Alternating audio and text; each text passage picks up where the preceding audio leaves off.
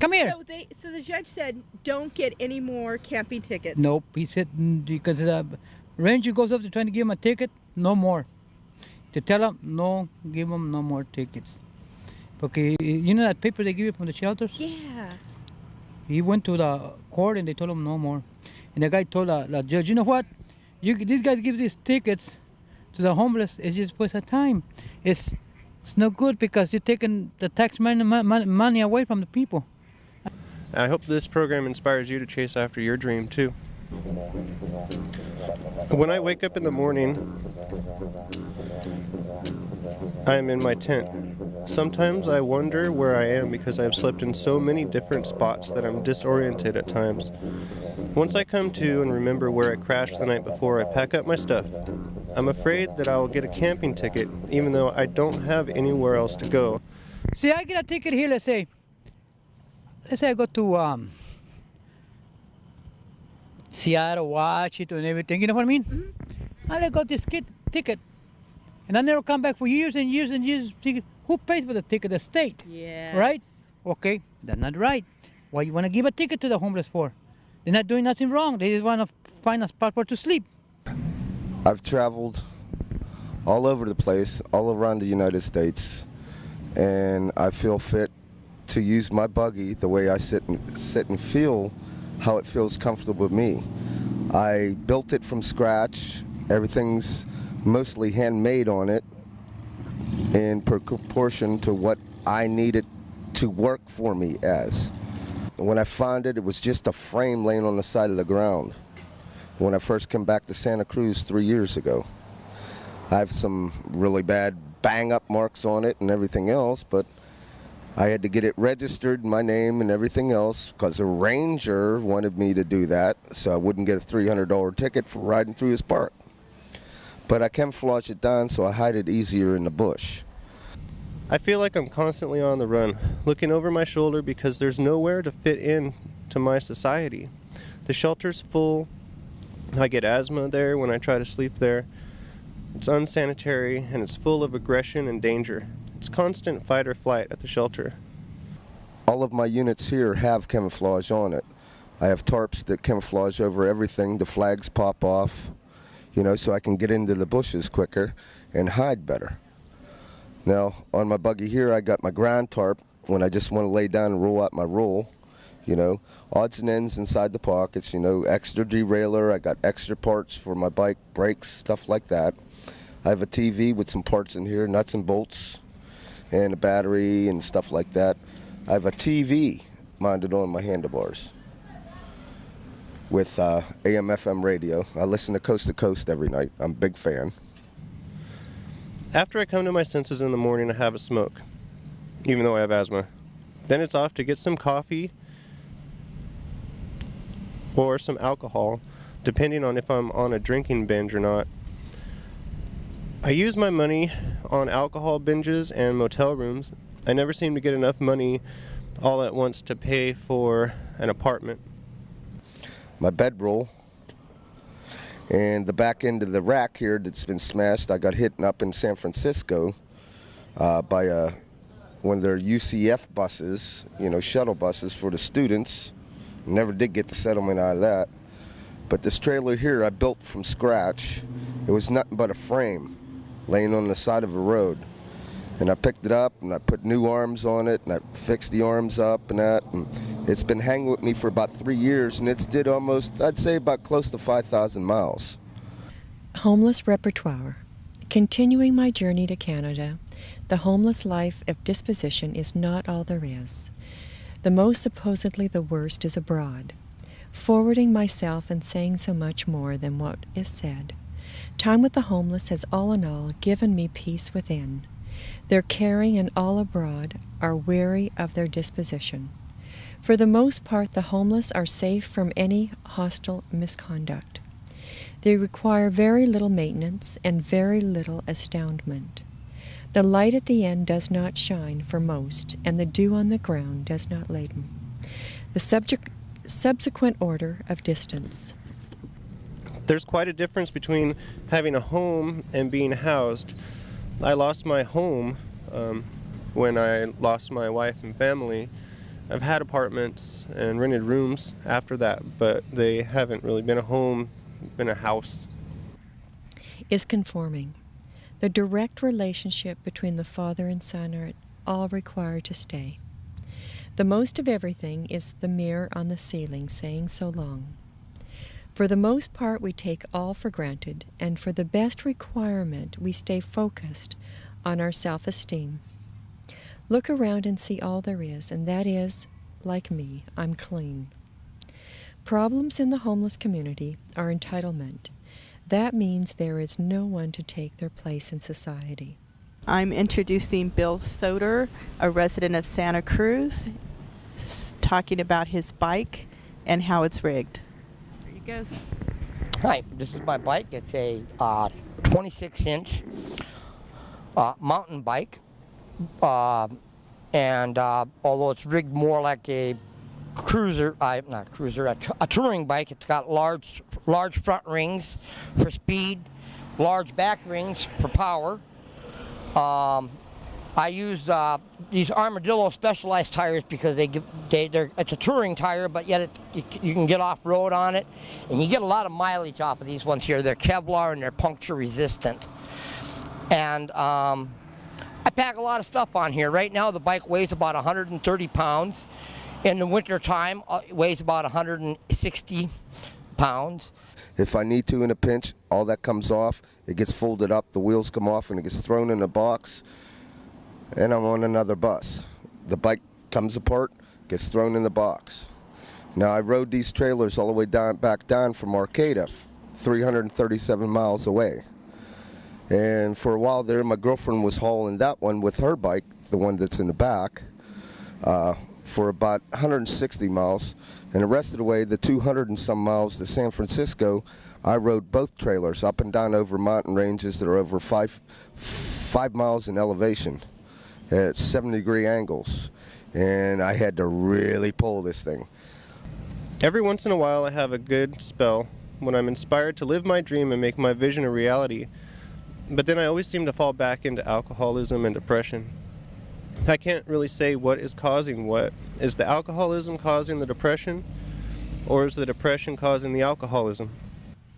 The food requirement is so small, and the self-problem does prohibit the man from taking his own life.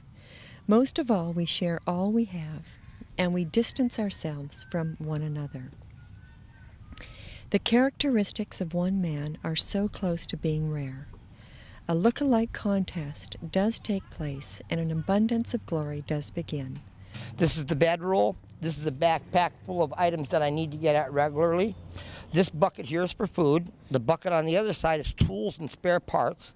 For spare parts, I always carry brake cables, chains, brake pads, brake parts, extra screws, bolts. I carry epoxy duct tape and extra spokes, extra pedals, and I carry 2 spare tires back here, plus 2 inner tubes.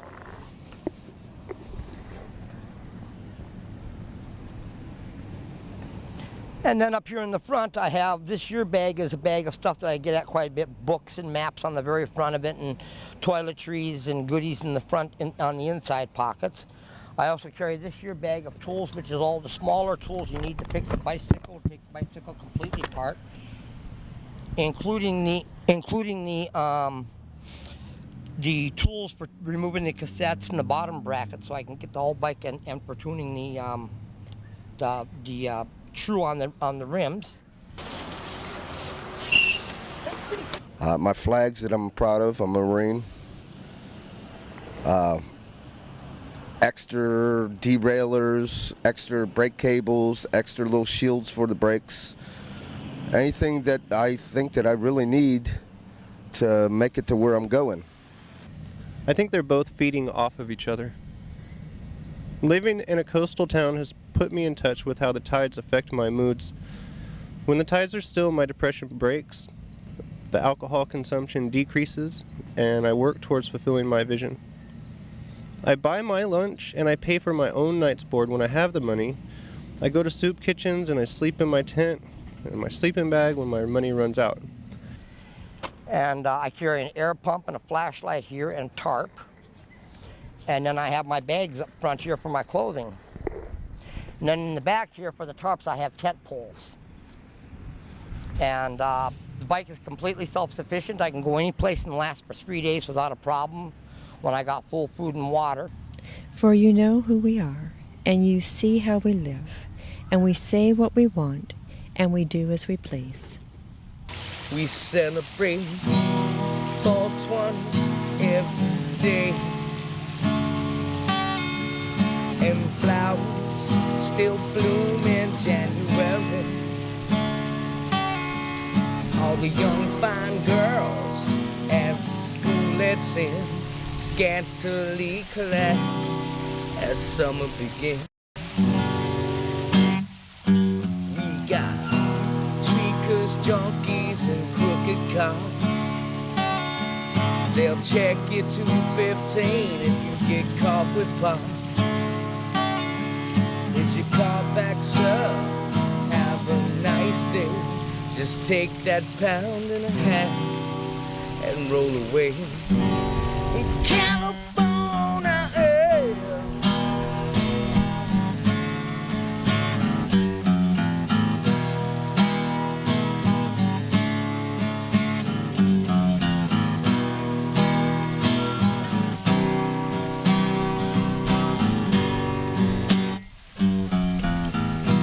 LA woman drink all my wine. I was California dreaming they can all be California girls. That Mendocino bud just blows my mind. It's sticky and sweet and very kind. In California, in California,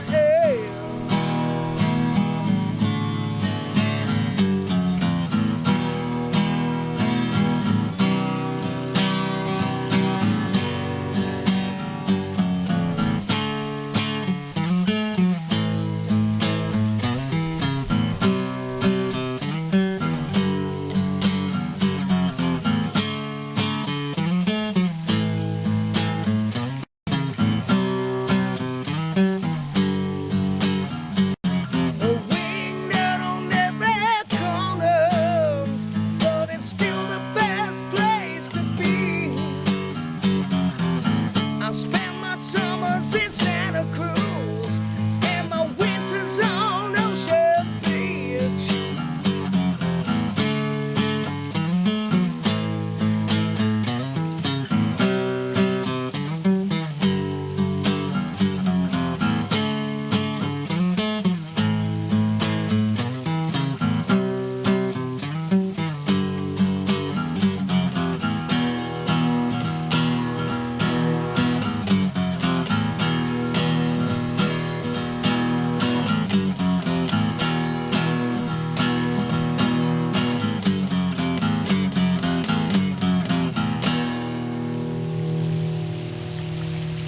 We celebrate 420 every day.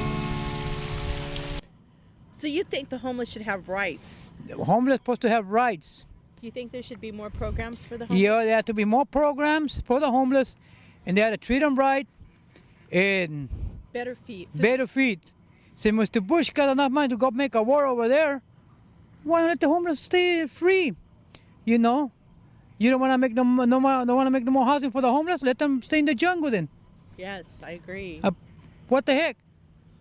You gonna get more money? They wanna get more money to go for war and war and war. And what happens? They got all of these guys getting killed just because they say it's your country. It's not your country. It's the rich people. The one is doing this.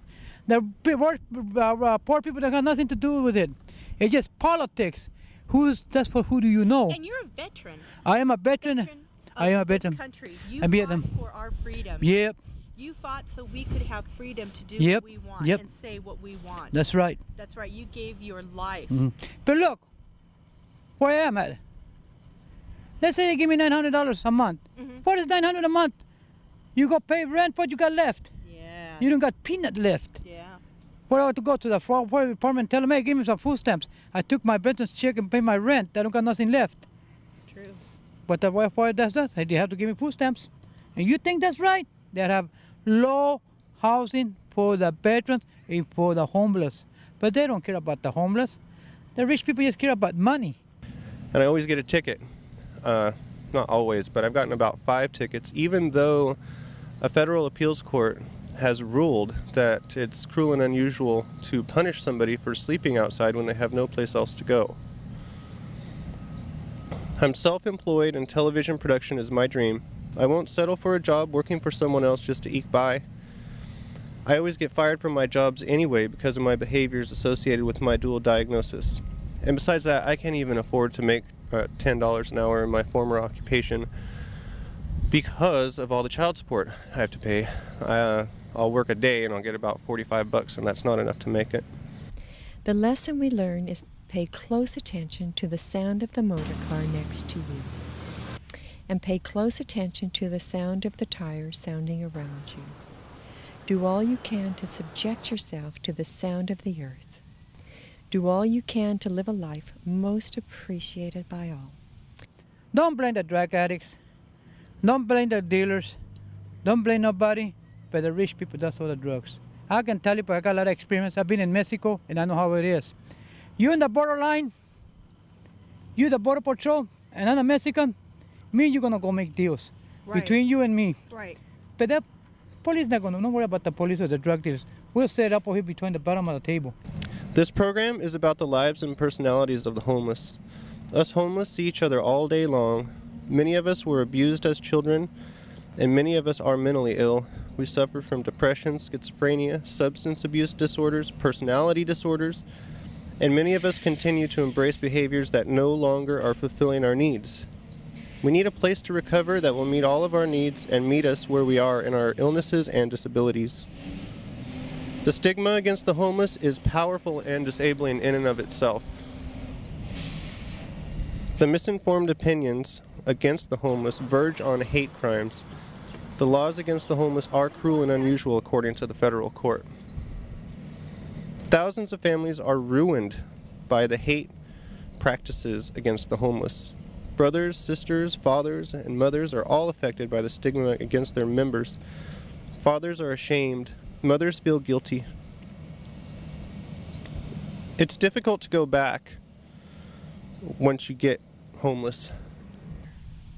Look around you, Mom, and see a man, most of all, in a place of disdained repertoire, and see a lonely man of respect and problemary distance. Here we have a bundle of camping tickets that I have gotten in the past 3 months that I've been homeless here in Santa Cruz.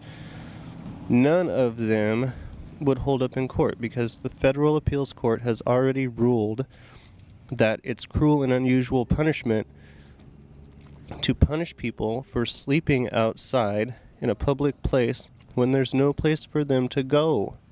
The stigma against the homeless is crippling. I want to have a home again. I hope that my family can forgive me for the harm that I've caused. I know that I forgive them. What happened here in the farm with the farmers, but they're trying to save more money for the crop. What happened last year, I think they freeze the crop, something I think got frozen. Mm-hmm. Okay.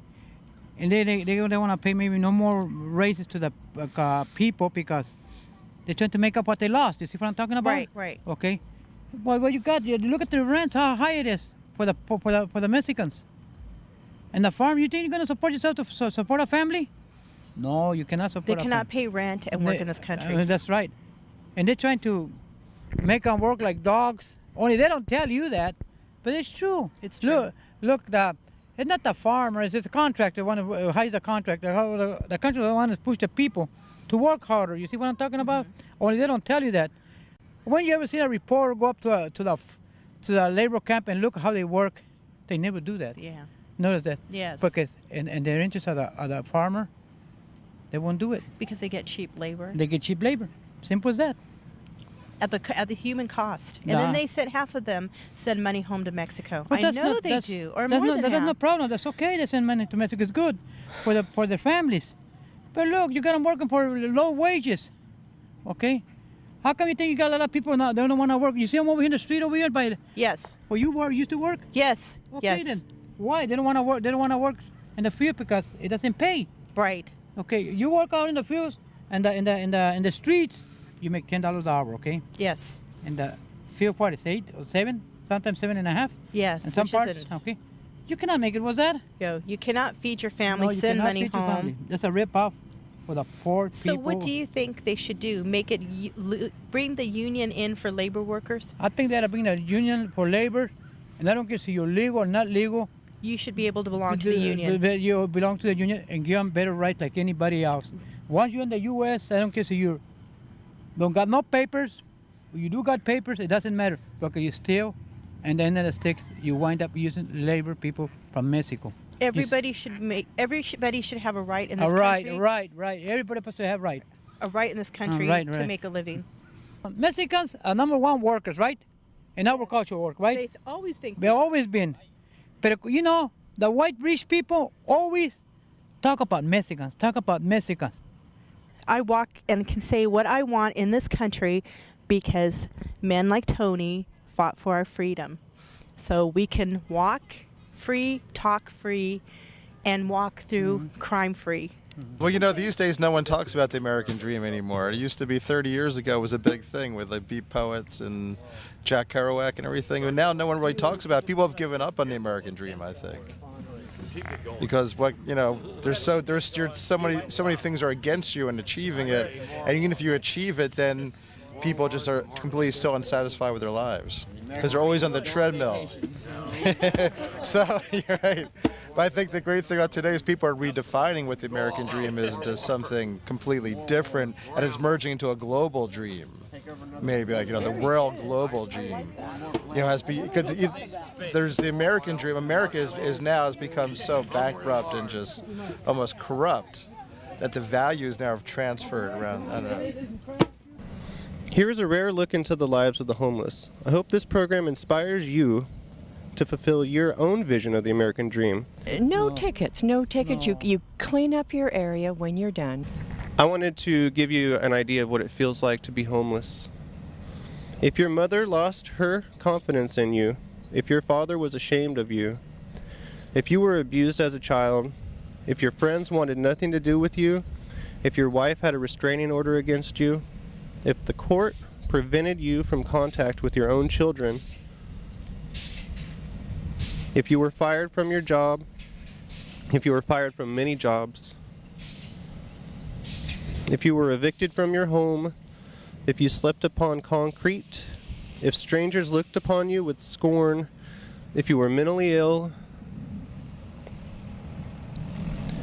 if you were disabled, if you lost your self-respect, if everybody gave up on you, then you would understand how it feels to be homeless. Life is a process of transformation. What used to be true about someone can change into something beautiful. Acts of pain cause further acts of pain, while acts of love cause further acts of love. Faith is the work of rehabilitation. Well, I don't believe that dreams have nationalities. So how would I fulfill my dreams? Not live life and be happy, you know? You tell me nothing's gonna change. It'll always be the same. But if it changes for the worse, baby, I'll take all the blame.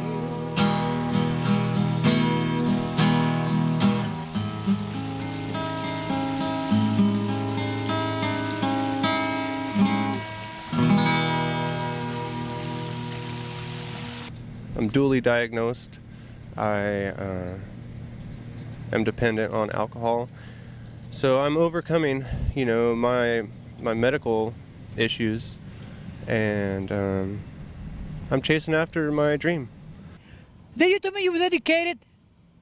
That you went to school? Can you went for this? Come here. Okay. Now come here. Come here. We want your money. And I'm sold out to my dream. No more tickets. No more tickets. Hawk, why do you feel like you have to hide? Well, here they got this new camping ban, okay, where it's illegal to camp, and it feels to me like anyone that's homeless got to be singled out for it. And as long as they're homeless and it can be singled out for it, If you don't hide, they see you and they target you automatically. I'm willing to live on the street to give myself the time that it takes to build a business. Did you tell me you was educated? I think what we need to focus on is at night and their safety and making sure that they have what they need, and that is, very safe environment, of course, well lit and close to the road. I think that, is.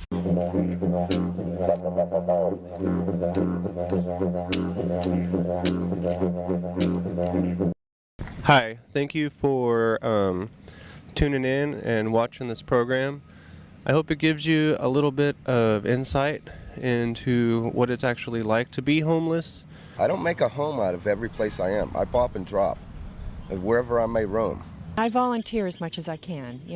I volunteer at Elm Street. I volunteer St. Francis. And, I feel really good about that, being able to serve the homeless, even though I'm homeless too.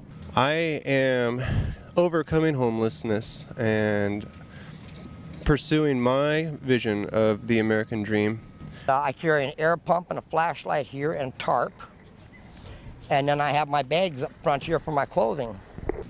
I'm starting a production company. As far as I'm concerned, that's safe.